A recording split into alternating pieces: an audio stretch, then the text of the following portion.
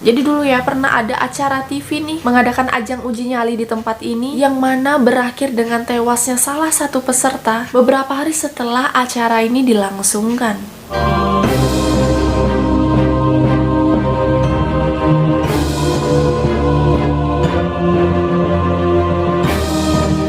Hai, welcome back to my YouTube channel, dan thank you buat kalian yang sudah klik video ini. Oke, kayaknya lama banget ya aku nggak membahas nih sesuatu yang horor-horor, yang serem-serem gitu. Tapi kali ini aku bakal bahas yang serem nih. Nah, karena udah lama gitu kan ya, aku kayak yang udah pengen banget gitu membahas. Dan yang akan menjadi topik kali ini yaitu sebuah bangunan yang ada di Indonesia. Oke, ini sekalinya membahas yang serem-serem langsung di Indonesia gitu. Dan aku yakin kalian semua pasti udah gak asing lagi dengan nama bangunan ini. Sesuai dengan judul yang kalian baca, yaitu aku akan membahas mengenai bangunan Lawang Sewu, yang mana ternyata bangunan ini pernah dinobatkan sebagai tempat paling angker nomor 2 di Asia. Oke, di Asia ini lumayan banyak harusnya tempat angkernya, dan ini masuk nominasi. Kira-kira seserem apa sih tempat ini? Let's get started.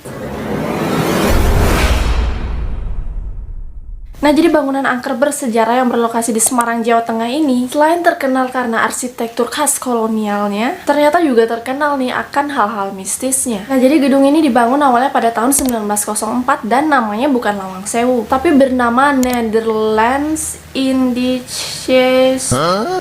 Ya, pokoknya aku tulis di sini ya, susah amat ngomongnya. Yang sebenarnya adalah sebuah kantor administrasi perusahaan kereta api swasta asal Nederland. Nah, terus barulah kelamaan orang-orang sekitar sana menyebut dengan nama Lawang Sewu, yang mana kalau diartikan ini berarti 1000 pintu. Jadi karena bangunan itu emang kelihatannya kayak punya banyak pintu, 1000 ya, padahal bukan 1000 sih. Kalau dihitung itu cuma ada 429 pintu. Tapi karena jendela-jendela bangunan ini yang gede-gede gitu ukurannya, jadi kalau dilihat dari jauh kayak pintu, ya udah itu dihitung pintu aja gitu. Jadi bangunan 1000 pintu. Nah, terus kalau orang Belanda nyebut bangunan ini beda lagi nih, bukan Lawang Sewu, tapi Wilhelminaplein. Ya pokoknya gitu bacanya, mohon maaf kalau salah. Nah, bangunan ini dibagi atas beberapa bagian kan, ada lantai 1, lantai 2, lantai 3, dan juga ada tuh bagian bawah tanahnya gitu, ruang bawah tanah. Nah, jadi dulunya lantai 1 sama lantai 2 ini difungsikan sebagai kantor, lantai 3-nya loteng, dan untuk ruangan bawah tanah atau area bawah tanah digunakan sebagai saluran pembuangan air. Nah, itu dulu. Tapi begitu Jepang menguasai bangunan ini, ruangan bawah tanah sama lantai 3 loteng itu dijadikan sebagai penjara dan juga tempat pembantaian bagi penduduk pribumi dan juga tentara Belanda, dan bahkan dibilang-bilang sebagai penjara paling kejam bagi orang-orang Nederland. Bayangin aja seberapa kejamnya penjara ini. Oke, yang menjajah kita aja bisa bilang bahwa itu penjara paling kejam, karena diketahui bahwa dulu penjara di sini ada 2 jenis, yaitu ada namanya penjara jongkok, yang mana tingginya itu cuma 0,5 meter, yang mengharuskan orang-orang yang ditahan di sana untuk jongkok sepanjang hari. Dan nggak cuma jongkok gitu aja, jadi udah kaki pegel tuh ya, mereka juga akan direndam dengan air setinggi leher tuh.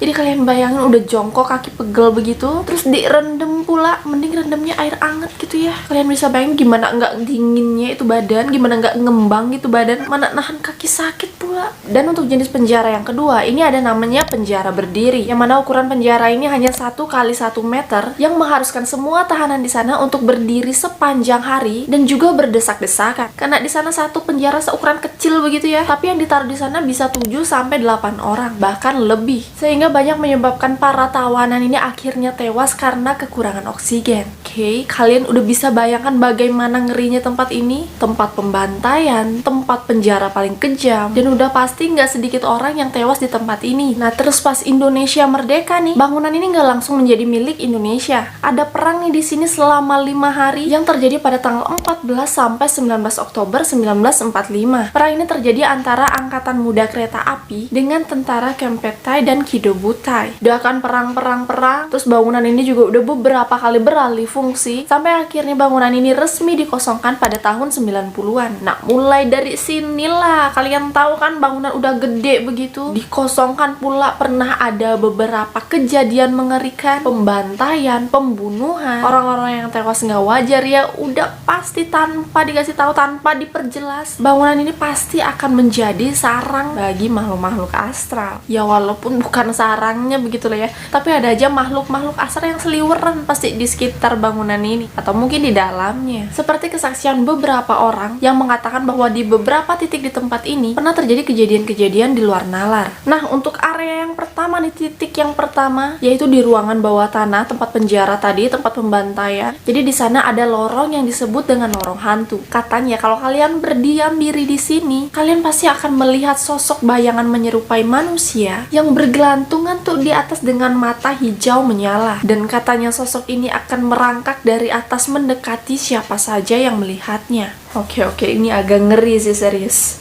Langsung merinding. Dan untuk titik yang kedua atau area yang kedua, yaitu di halaman depan gedung ini ada sebuah sumur tua yang selalu dalam keadaan terkunci, nggak pernah dibuka sama sekali sama penjaga di sana. Karena menurut sejarah ya, sumur ini merupakan tempat di mana para tentara Belanda dibunuh oleh tentara Jepang. Makanya banyak juga orang yang bersaksi kalau pada malam hari nih, mereka akan mendengar suara-suara rintihan orang Belanda yang kesakitan berasal dari dalam sumur. Oke, gimana? Udah ngeri, udah merinding? Kalau aku sih udah dari tadi ya, dari baru mulai juga. Oke, untuk bangunan yang ketiga, area yang ketiga nih di bangunan ini ya, yaitu berada di pintu depan paling barat dan juga paling timur. Di sini nih sering terlihat penampakan sosok prajurit Belanda lengkap dengan senjata laras panjangnya, kayak lagi berjaga gitu di depan pintu. Dan bagi mereka yang peka gitulah ya, penampakan di sini biasanya diawali dengan hembusan angin yang kencang ataupun similir atau sepoi-sepoi gitu yang diiringi dengan aroma wangi kemenyan maupun aroma anyir darah yang sudah membusuk.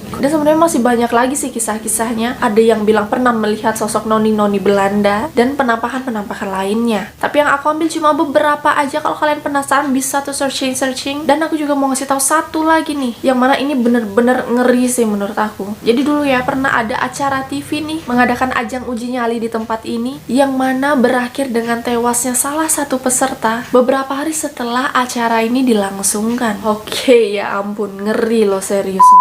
So guys, itu dia sekilas mengenai salah satu bangunan angker di Indonesia. Aku mau tahu nih, apa ada dari kalian yang udah pernah datang dan masuk ke tempat ini? Apa ada dari kalian yang mempunyai pengalaman mengerikan? Atau mungkin mau menambahkan penjelasannya? Kalian bisa komen di bawah. Sorry juga kalau misalnya aku ada kekeliruan. Dan selalu aku ingetin untuk jangan lupa subscribe, like, share, komen, dan juga aktifkan lonceng kalian agar kalian tidak ketinggalan video-video terbaru dari aku.